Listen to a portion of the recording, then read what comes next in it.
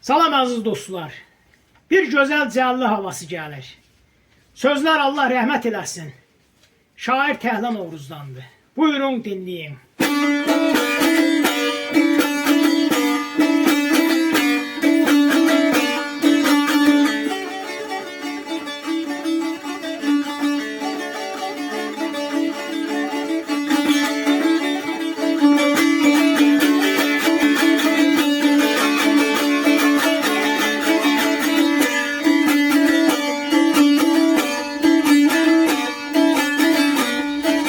Başıma döndüğüm adalet şahım, belen istesen de kalan değilim,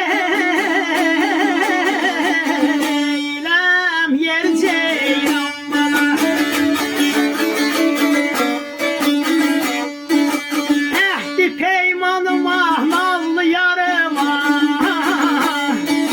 ben hayır karıma, yalan değilim, yer ceylan bana.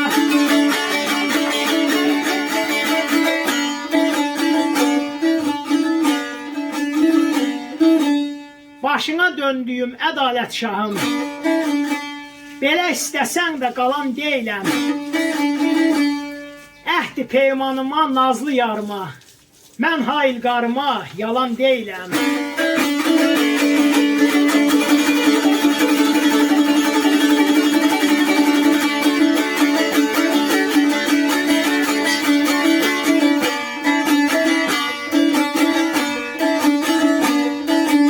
İrahıdı yolların, irahın uzaq, canansız cahandır mənim üçün duzaq. Bəndən işi deyil, bəs necə pozar. Peymanıma xilaf, yalan deyiləm, yer ceylan bana.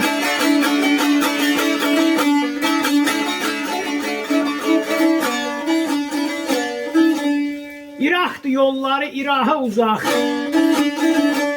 canansız cahandır mənim üçün duzaq. Bəndə işi deyil, bəs necə pozaq. Peymanıma xilaf olan deyiləm.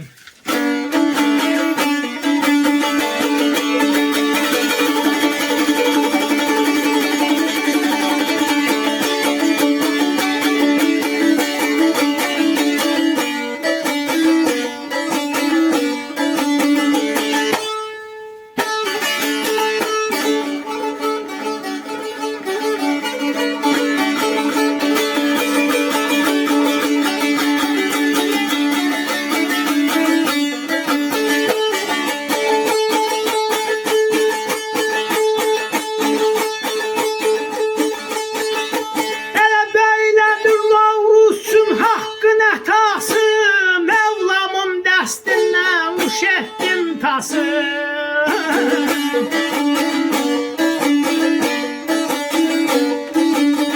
Özü Nərgiz Cəmşid yarın atası, umudu eşqindən solan deyiləm, yer ceyran bala.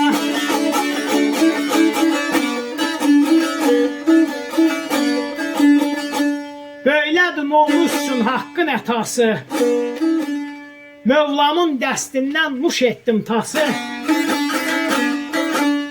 Özü Nərgiz Cəmşid yarın atası, unudub eşqindən solan deyiləm, unudub eşqindən solan deyiləm.